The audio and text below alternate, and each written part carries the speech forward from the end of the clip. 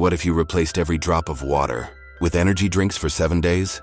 No plain water, just caffeine, sugar, and chemicals running through your veins. How long would your body last?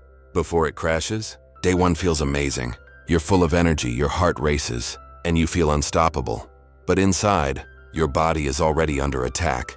Caffeine and sugar overload your heart and brain, making your body think it's in danger. By day 2, your blood pressure skyrockets. Energy drinks are packed with sugar, about 50 grams per can.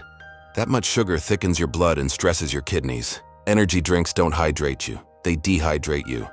Caffeine acts like a diuretic. It makes your body lose water faster. Your skin starts drying, your lips crack, and you feel constantly thirsty. By day 4, your heart is overworking nonstop. Your heartbeat becomes irregular, fast, then slow, then racing again. You start feeling anxiety, chest pain, and restlessness, classic caffeine overload. Energy drinks are acidic, and your stomach begins to burn. You feel nauseous, bloated, and unable to eat properly. Your body is now crying for plain water, but you keep feeding it chemicals. By day 6, your liver and kidneys are overloaded.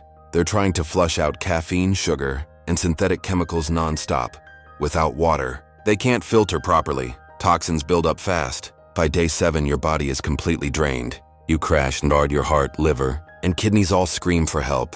You feel dizzy, nauseous, and weak. Even though you drank a lot, your body is dying of thirst. Energy drinks may boost you for a moment, but they destroy you over time. Doctors say drinking too many energy drinks can cause heart attacks, high blood pressure, and kidney failure.